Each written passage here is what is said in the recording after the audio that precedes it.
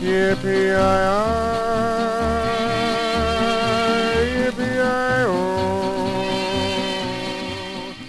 my fellow readers. My name is Greg. This is Ghost Readers in the Sky. Today I have a review of a book I read recently by D.E. Stevenson. It's called Anna and Her Daughters, written in 1958. Dorothy Emily Stevenson was her full name. She was Scottish, born in Edinburgh,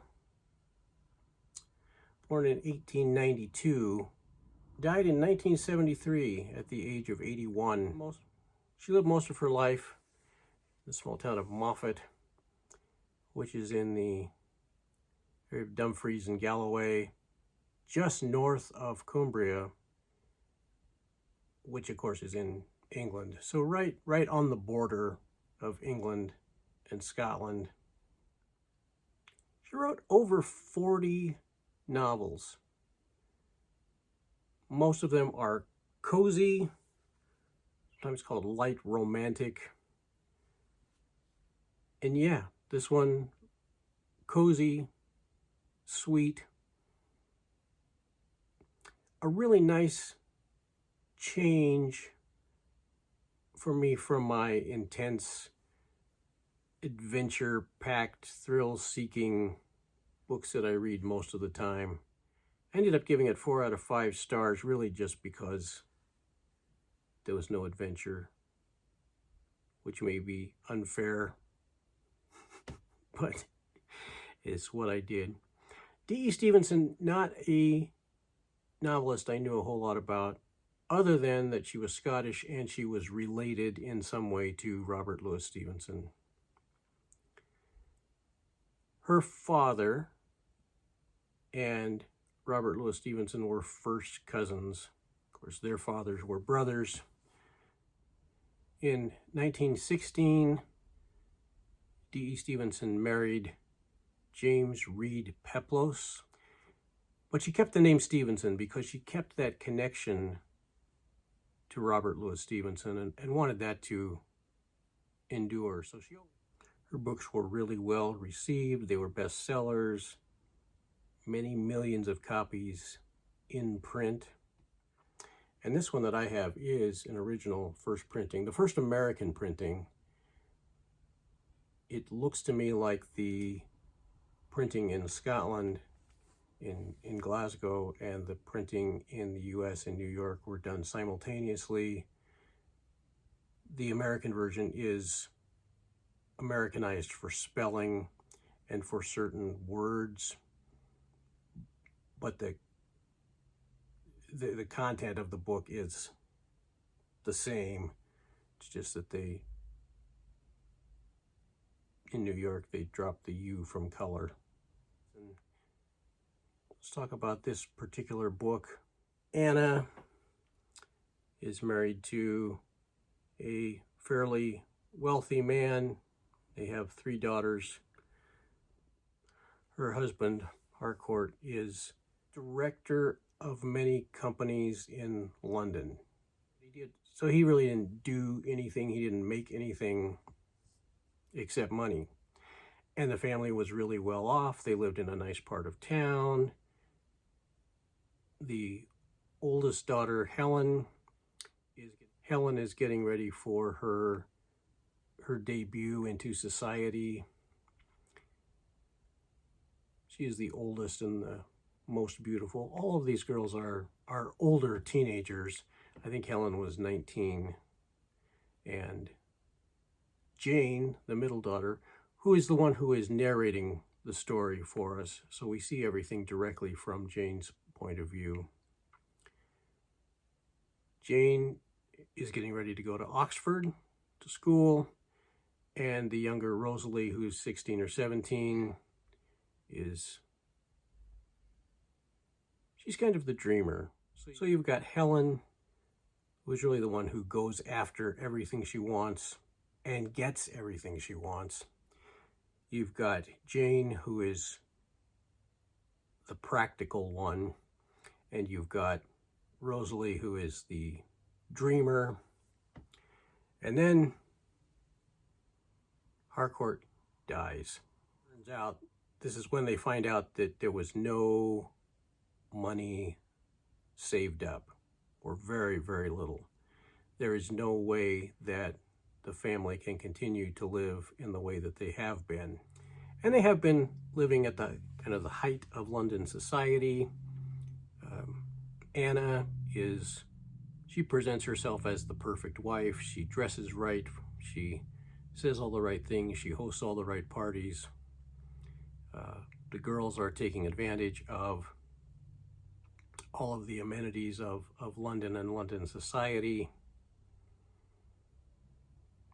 But now there's no money. So what do? They move to Anna's hometown in Scotland. The village is called Riddleton. It's where Anna grew up. It appears to be modeled on the town of Moffat, which is where D.E. Stevenson and her husband were living. It's in Dumfries and Galloway, which is just to the north of Cumbria. So right on the border of England and Scotland. She gets help finding a house from her cousin Andrew. Andrew and his sister Margaret live together in Edinburgh.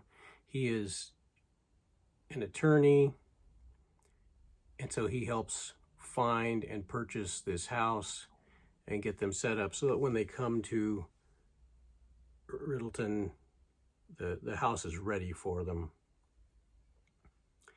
And it's a very different world for all of them, but Anna just embraces it in every way. She starts doing more cooking. Jane, who's narrating the book, says she didn't even know her mother could cook, and yet she's a very good cook. They're doing the bulk of their own housekeeping, although they do have Mrs. Gow who's helping them out. But they don't have the full-time live-in staff that they had before. It's just a very different existence.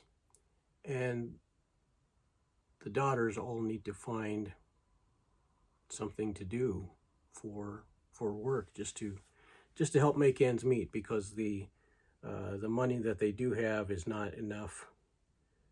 It's enough to sustain them, but that's it. Helen goes off to Edinburgh and becomes, I'm going to call it a supermodel, and is loving it because she's in the big city, Edinburgh. Rosalie becomes the governess for the town doctor and takes care of his children. Jane, it's going to say stumbles upon, but it is quite literally, she's on a bicycle and she runs over an older woman and her wrist gets broken, the woman, Mrs. Millard. And it turns out Mrs. Millard is a writer. She's working on a biography of a woman who was, she says, quite naughty, who lived in the, I want to say the 17th century, going back quite a bit. And so she's got all of this research done. She has all of these papers and journals and all kinds of things. But now she broke her wrist, so she can't write. And it is her right hand, which is her writing hand. And so Jane not only feels bad, but has an opportunity to work as a secretary for Mrs. Millard. And she does. She starts working and helping her research this book,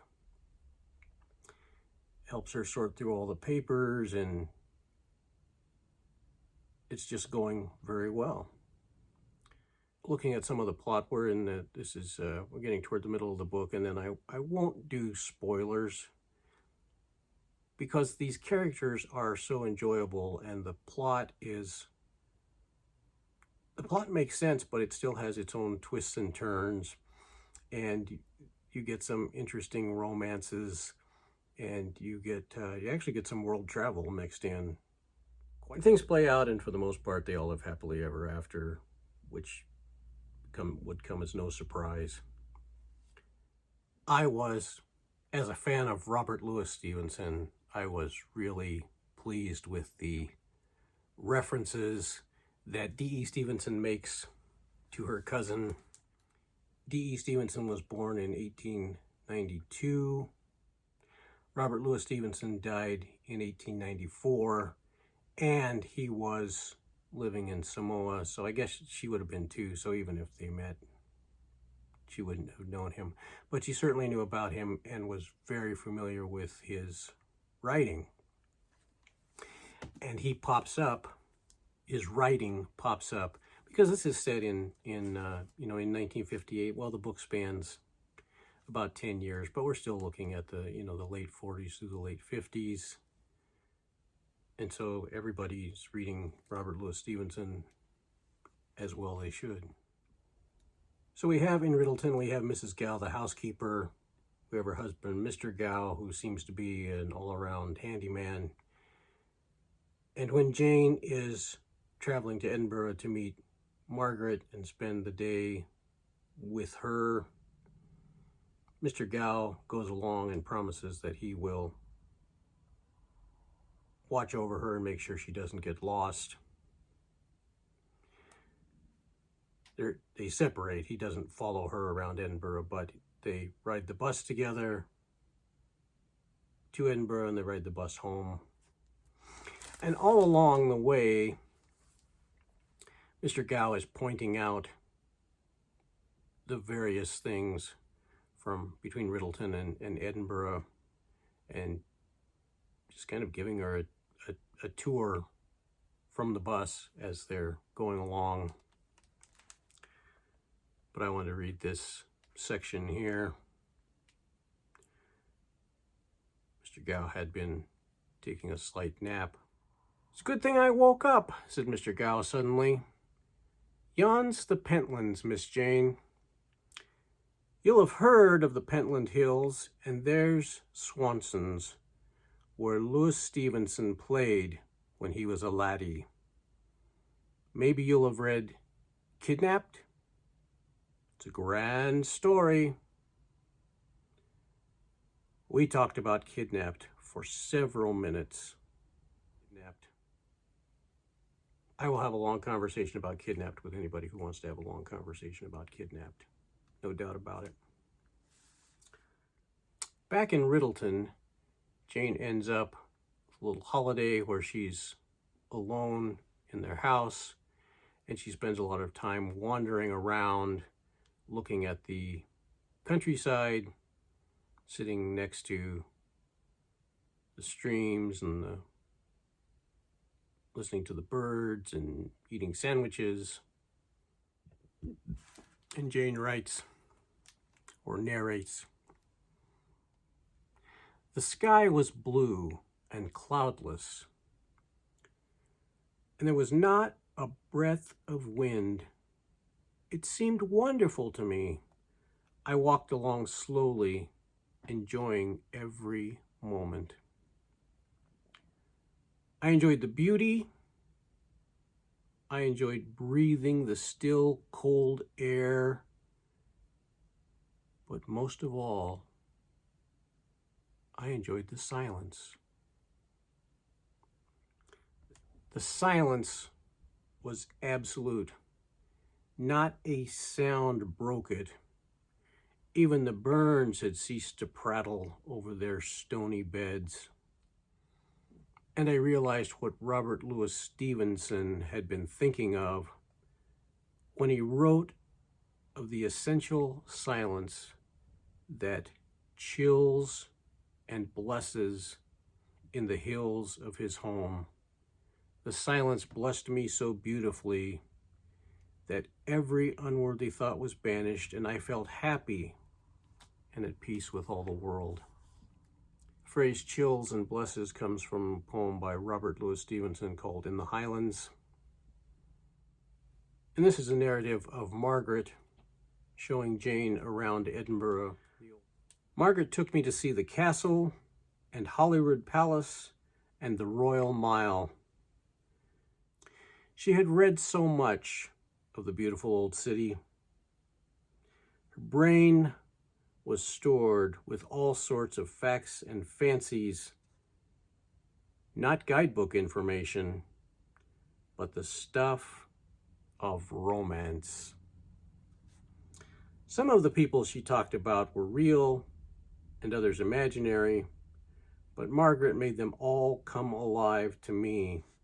As we strolled up the West Bow, she reminded me of David Balfour, who had ridden his horse to rescue Katrina from prison. I was in the saddle again before the day, and the Edinburgh booths were just opening when I clattered in by the West Bow and drew up a smoking horse at my Lord Advocate's door.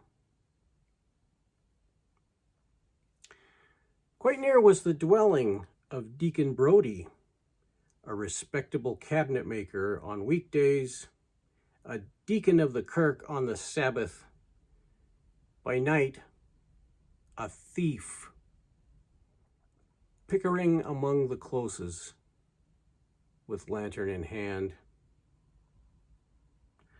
Margaret had queer little bits of information which never appear in guidebooks, and she told me that a chest of drawers in the nursery where Robert Louis Stevenson had spent his childhood had been made by the deacon with his own hands. It held a curious fascination for the imaginative little boy and haunted his dreams. Later, this childhood memory inspired him to write a play about the sinister character, and more than likely inspired the story about the double life of Dr. Jekyll and Mr. Hyde. There are just a number of references to Stevenson, to his life, to his poetry, to novels like Kidnapped, Dr. Jekyll and Mr. Hyde, and Katrina. And that meant a lot to me as a Robert Louis Stevenson fan to see that connection. I was not familiar with D.E. Stevenson except for her connection to Robert Louis Stevenson. I'd never read anything, and I found this copy of this novel and I bought it. And it turns out that even here on BookTube, not in the little corner of BookTube that I tend to occupy, where we talk about westerns and science fiction and crime and occult detectives, all kind of weird, crazy stuff. But it's all kind of adventure-based. Pirates and weird tales and Solomon Kane. And D.E. Stevenson is a cozy writer she started in the 1910s and wrote through the 1960s. Has a reputation for this light romance. And so people in my corner of BookTube rarely reference her. Somebody I was talking to here on BookTube from my own acquaintances here said that if I read this book and I started looking around, I might open myself to a whole new part of BookTube that I didn't know existed. And that's right. I found places where D.E. Stevenson is, part of regular cozy book club reading lists, and it is a different set of people. But I am so glad there's crossover, and it just makes me really happy. If you're one of those people who is primarily on the cozy side, not the weird, adventurous swashbuckling side. Let me know in the comments. Let me know how you found this review of D.E. Stevenson from that weird guy in the Stetson. Of course, I followed it up with a short story, a horror story about witches and devils, and yeah, that's how I did it. I'd be curious to know if any of you have read this book or anything by D.E. Stevenson. I'd be curious to know if you even had heard of D.E. Stevenson before I started talking about her recently. Thank you as always to those of you who like this video and comment. I appreciate you very much. I'll be back soon with another video. I've got some more reviews planned. I've got tags planned. I've got poetry planned. We'll just do BookTube-ish things in BookTube-ish ways. Thank you, my friends, my fellow readers. And until next time, my name is Greg, and this is Ghost Readers in the Sky.